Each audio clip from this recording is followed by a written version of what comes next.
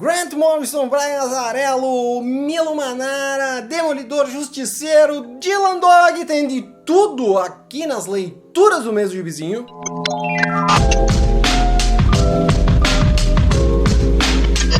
Fala galerinha, eu sou o Adriano Giovanella, sejam bem-vindos ao Gibizinho, hoje com as leituras do mês, com muita leitura, muita coisa boa e muito quadrinho que não é novo. Por quê? Porque eu peguei quadrinho velho pra ler, e quadrinho velho também é bom, hein? Não é quadrinho de idoso não, hein?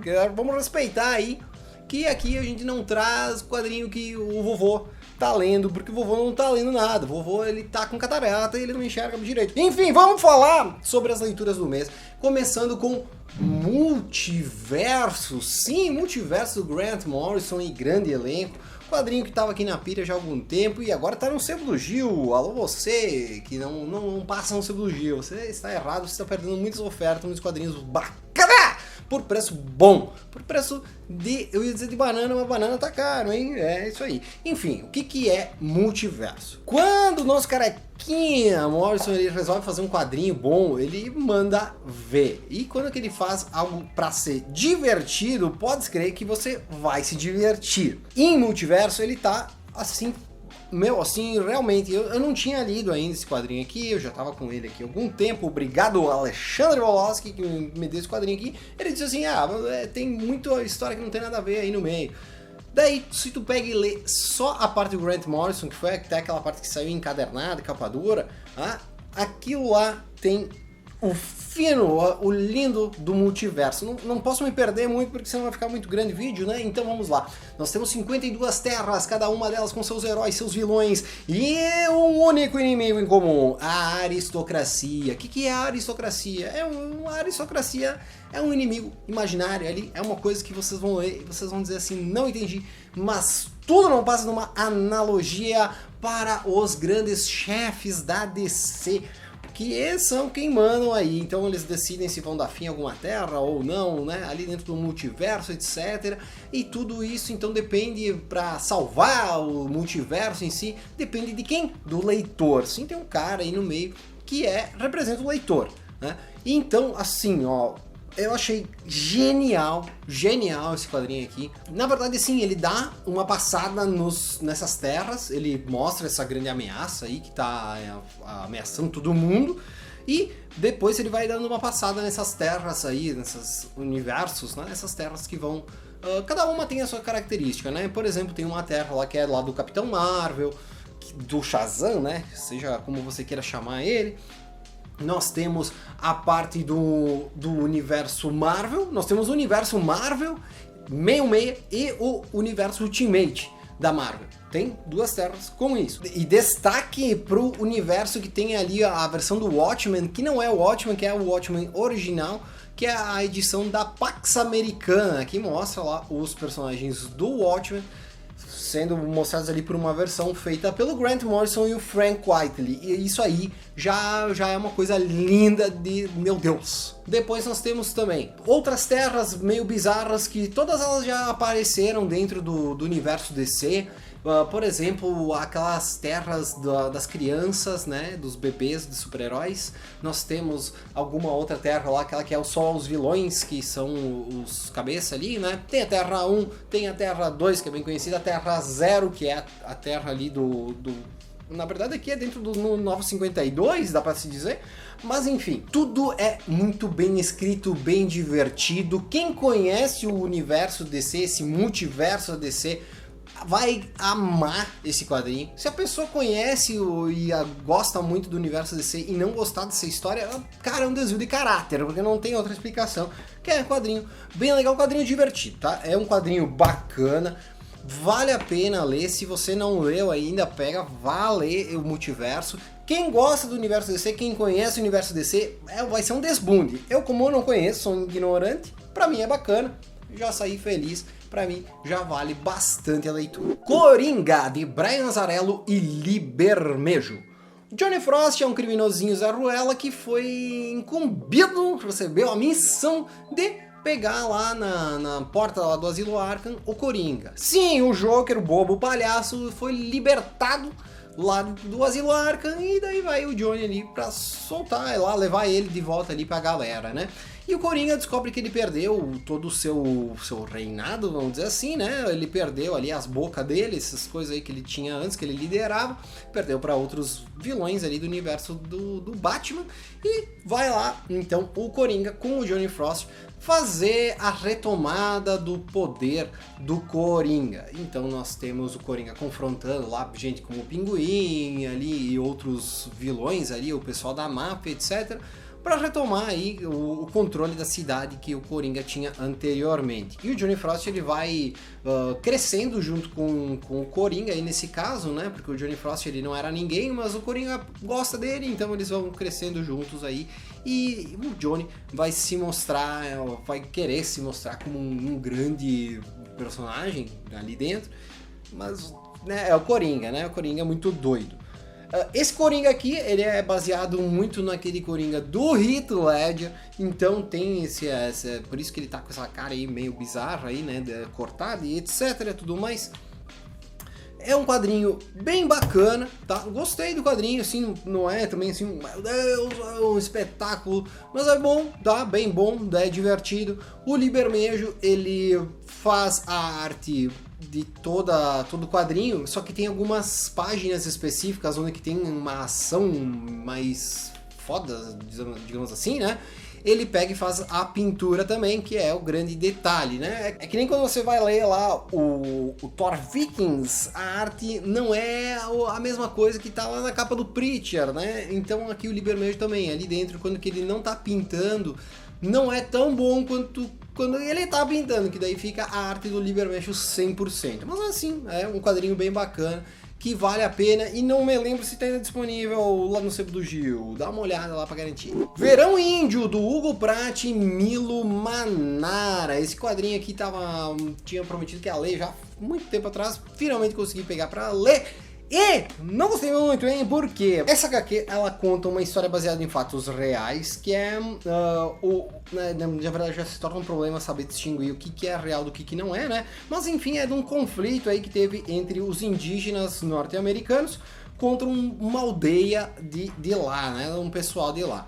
O que acontece assim que na história, no começo da história, nós temos uma moça que ela é violentada por um holandês ali, que é da aldeia, e um índio, e daí um cara que vive meio afastado aí, mora numa casa no meio do mato, ele lá com sua família. Esse cara vê essa cena e ele mata tanto o holandês quanto o índio e salva a garota, leva a garota pra casa. Daí começa uma treta porque os holandeses ali, né, da aldeia, eles encontram o cara holandês morto, os índios acham o índio morto, e daí um fica pensando que foi culpa do outro, não conseguem distinguir quem de quem, e daí os índios acabam descobrindo que foi o cara ali dessa casinha aí no meio do mato, vai lá, ataca a casa, né? Cara, assim, se eu for falando assim, não parece uma coisa ruim, parece uma coisa bacana.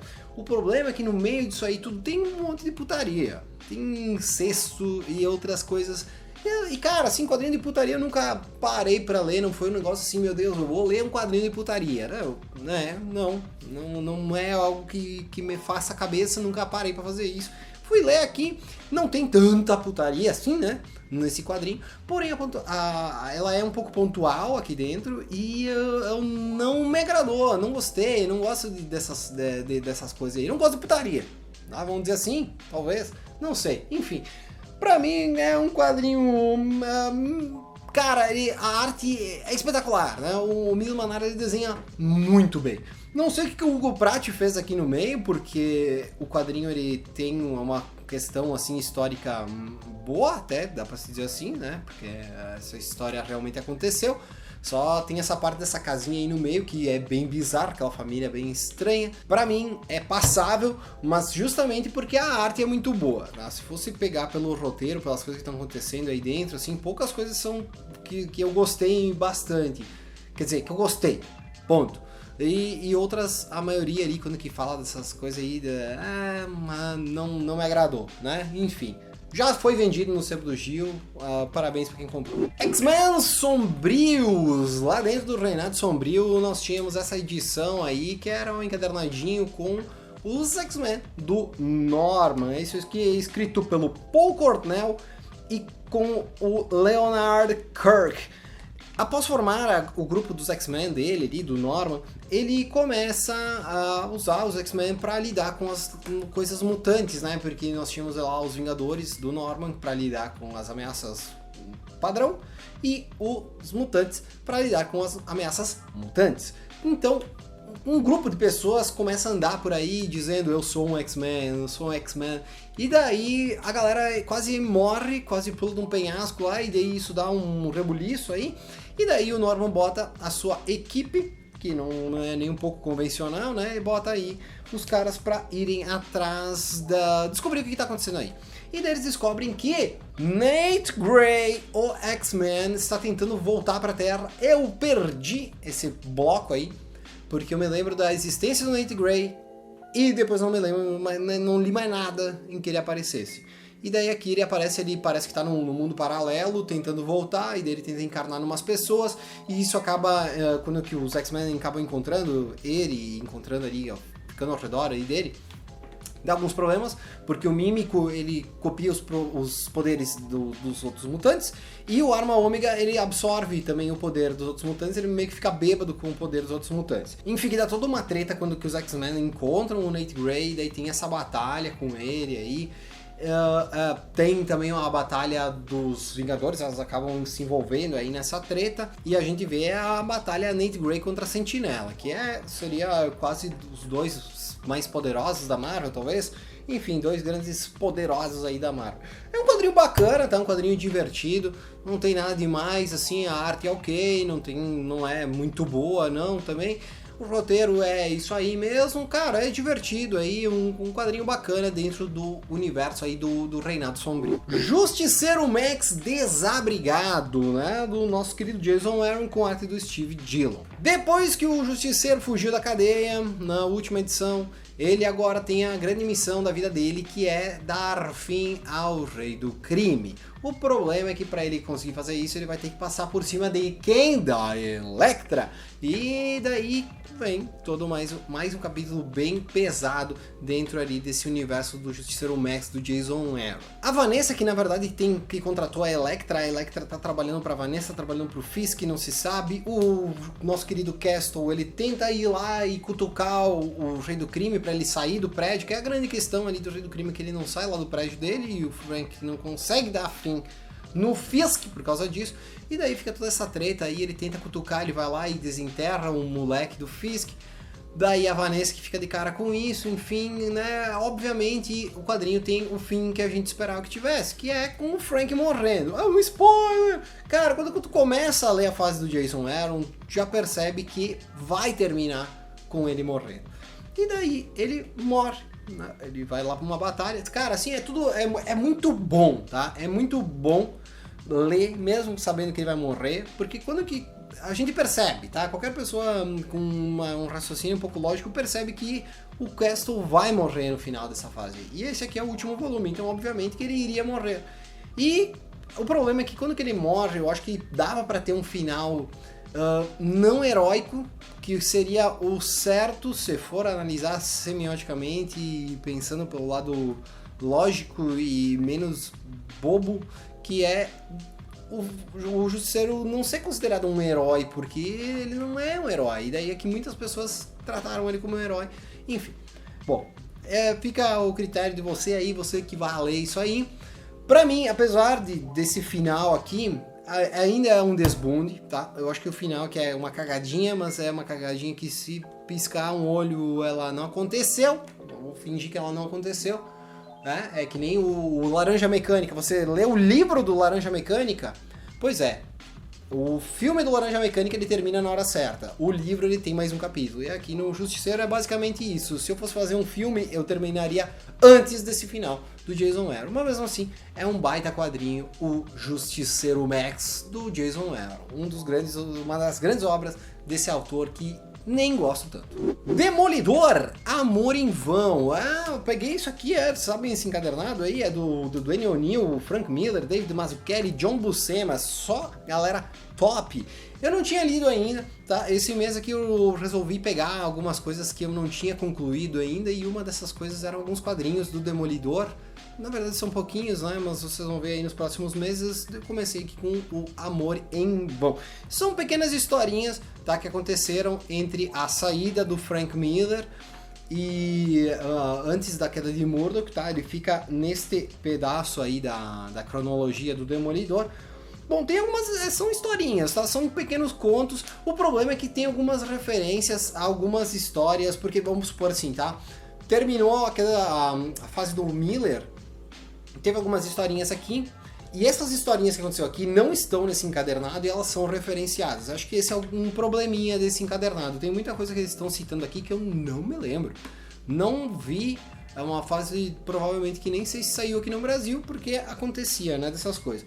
Enfim, ainda assim é um quadrinho bem legal, tá? Tem historinhas aqui, o que são essas historinhas? Ah, tem lá o Demolidor indo ajudar o povo indígena a retomar suas terras, né? Na verdade, achar a escritura das suas terras lá. Tem algumas outras coisas que nem ele ajudando alguns namoricos dele ali dessa época. Daí ele tem ainda aqueles confrontos de a Elektra morreu porque ela ficava comigo. Daí tem uma moça aqui também que ela morre, que tava meio de namoro com ele e acaba morrendo aqui, e daí vai mostrar como o Matt vai lidar com isso, tá? Bom, são pequenos contos, tá? Não tem muita continuidade aqui dentro, não continua muita coisa uma na outra, mas enfim, tem uns trechinhos ali que sim, são quadrinhos bons, tá? São histórias boas. A arte do David Mazzucchelli é um espetáculo, do John Buscema também, cara, um quadrinho bem bacana, tá? Tem um conto aqui dentro que é do Frank Miller, que mostra o Matt lá numa cidade, no meio do nada e tal, que é bem legal. Cara, assim, é um encadernado bem bacana, realmente, e se você não leu, eu acredito que é um quadrinho bem legal pra você ir atrás. Hellblazer Demoníaco Volume 1, de Ed Campbell, Paul Jenkins e Sean Phillips. Esse aqui é outro também dos quadrinhos que eu precisava pegar pra ler, porque o Constantine, eu li ele espaçado, fora de ordem, um monte de coisa aqui no meio, né, achava um quadrinho lá, lia, e às vezes não entendi direito. Enfim, aqui eu vou retomar a leitura. Eu já li a fase do Jamie Delano conforme esses encadernados aqui da Panini, li também a do Garfênis e agora vamos ali para Paul Jenkins e companhia. O que nós temos aqui no Demoníaco?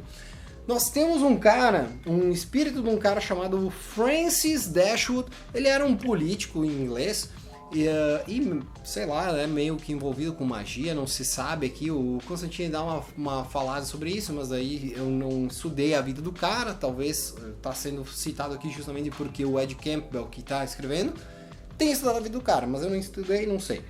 Então, o que está acontecendo? Na verdade, ao redor do Constantine está acontecendo coisas como lendas urbanas se tornando reais, algumas coisas bem bizarras acontecendo, e daí esse Francis aí, ele diz, o mundo tá acabando, se tu me ajudar, quem sabe a gente dá um jeito de não permitir que o mundo acabe. Então, o Constantine vai com esse cara, ou com esse espírito, né, no caso, dá um jeito de impedir o apocalipse. Só que no meio disso, o Constantine acaba encontrando uma igreja da realidade virtual, acho que é esse o nome, que eles dizem, não, mas o mundo não tá acabando, isso aí tem alguma outra coisa por trás aí, tem que ver que esse Francis aí talvez tá fazendo coisa.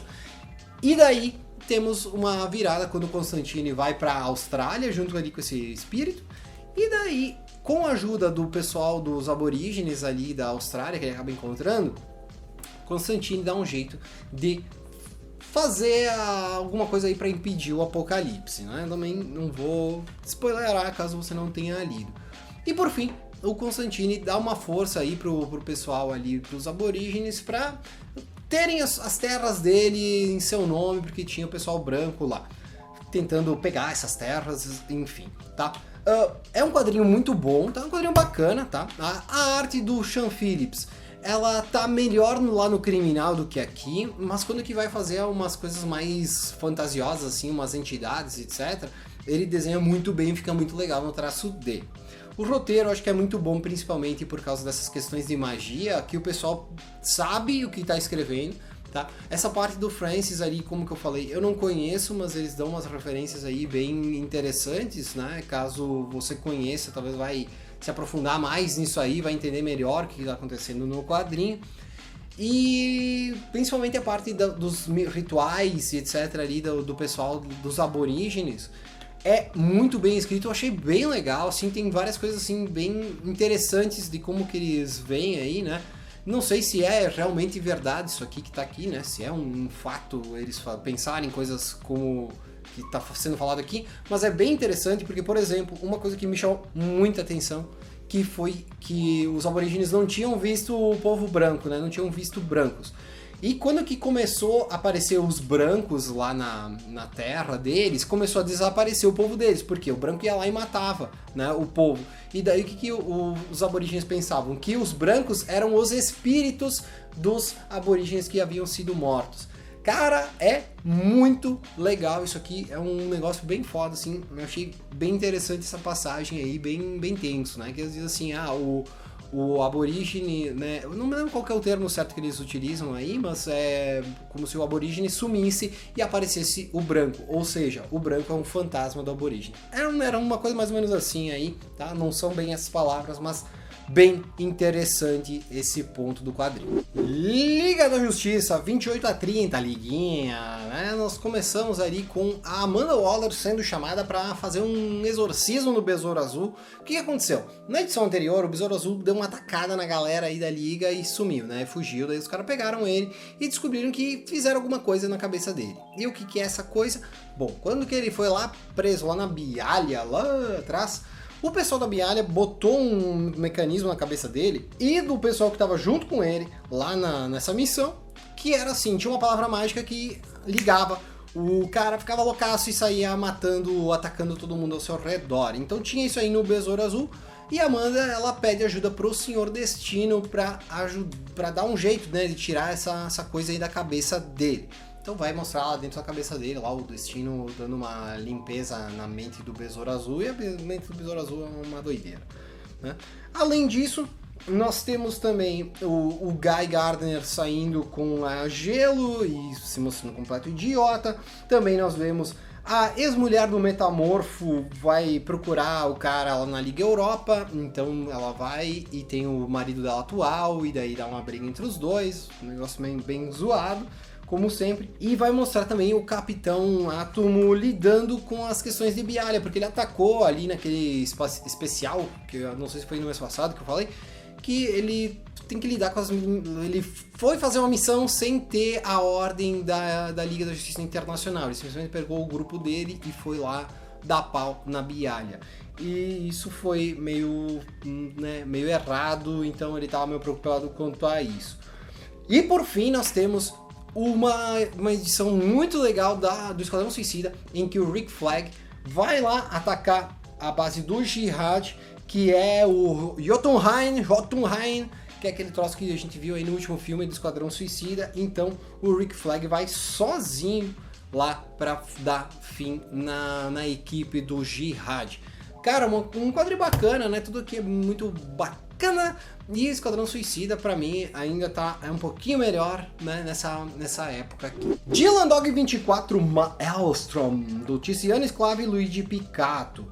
Bruxos, videntes, ocultistas e demais médiums estão sendo mortos e não sabemos porquê. Na verdade, não sabemos porquê, mas a gente sabe que já tem um nome pra ele, né? Que é o Anjo das Mil Faces. Não, um serial killer aí, na verdade não se sabe quem que é. Então temos que pesquisar aí, temos que procurar quem que é esse cara. Vai lá, o Dylan Dog, e daí tem um ex-amor dele ali no meio, que é uma dessas bruxas aí que estão vivas por enquanto. E o Dylan tem que dar um jeito de salvá-la, descobrir quem tá por trás disso e impedir o cara de continuar matando gente. O interessante é que essa moça aqui, ela tinha apagado da memória dela e do Dylan que eles tinham tido um caso, então eles sentem uma atração um pelo outro, mas eles não sabem de onde que vem isso. Então tem isso aí, né? E tem o gato aí dela também, que é o cara, o que sabe que existiu isso aí. A arte é bem o estilo clássico convencional aí do Dylan, e o roteiro é muito psicodélico aí, como sempre, né? Sempre vem aqui e bato na tecla que se você gosta de doideira, é com o Tiziano Sclave. Quadrinho bem divertido, quadrinho bacana. Dylan Dog e essa parte mais clássica aí, quando que tem o Sclab, sempre dá para divertir o pessoal. Dylan Dog, nova série 19, proibido para menores, do Pasquale Roux, Paolo Armitano e David Furneaux. Uma antiga atriz de filmes de terror. Ela vai atrás do Dylan, vai procurar ele porque ela descobre que ele é fã dele, ele mandou uma carta pra ela dizendo que ela era boa, etc, não sei o que. E daí ela vai lá falar com ele, fica com ele uma noite, deixa uma cartinha lá com um convite para um festival de terror e vai embora. Aí o Dylan pega e começa a pensar em ir nesse festival de terror. E ao chegar lá, ele descobre que na verdade esses são aqueles terror que é filmado real, ou seja, mortes, coisas assim, é tudo filmado real. E tem a moça aí que foi ali visitar ele e tal, que ele era fã, ela está sendo morta num desses filmes. Cara, assim, é bem bizarro, tá? É um quadrinho bem pesado, tá? Eu achei que é bem pesado, assim, bem nesses, né, por falar dessas coisinhas, né? Esse filme Snuff que chamam. É um negócio pesadão, tá? Tem essas cenas de morte, etc. aí, ainda mais ouvindo aqui que é real, assim, é que, não sei, talvez sempre é meio pesado, mas eu acho que aqui em especial, pra mim, me bateu um pouco mais essa questão, porque é bem tenebroso aquilo que tá acontecendo aí. Por fim, daí a moça dá um jeito de se vingar dos caras aí, que organizam esse evento, aí, esse festival e etc. E o Dylan acaba ajudando nisso de alguma forma. Um final um pouco aberto também, que talvez tem mais gente que morreu aí no final. Enfim, pra mim o quadrinho ele é bacana, tá? Porém, ele é bem pesado. Se você gosta de uma coisa mais pesada, assim, nesse sentido de assassinato e tal, etc, sabe? Eu achei um clima bem pesado, não sei nem como é que saiu isso aqui no original e até aqui no Brasil. Mas se você gosta de um terror mais pesado, vale essa edição 19 da nova série, que é proibido para menores, porque é bem bom, é bem nesse estilo aí, tá? Eu acho um pouco pesado demais, talvez porque eu sou uma pessoa mais fraca de coração, um coração mais bonito como o seu, que vai se inscrever agora aqui no canal, porque você acabou de passar por 47 minutos de vídeo falando sobre leituras do mês, então você tem que passar também no Sebo do Gil, você tem que se inscrever no nosso Instagram, e tudo isso está na próxima tela. Um forte abraço e tchau!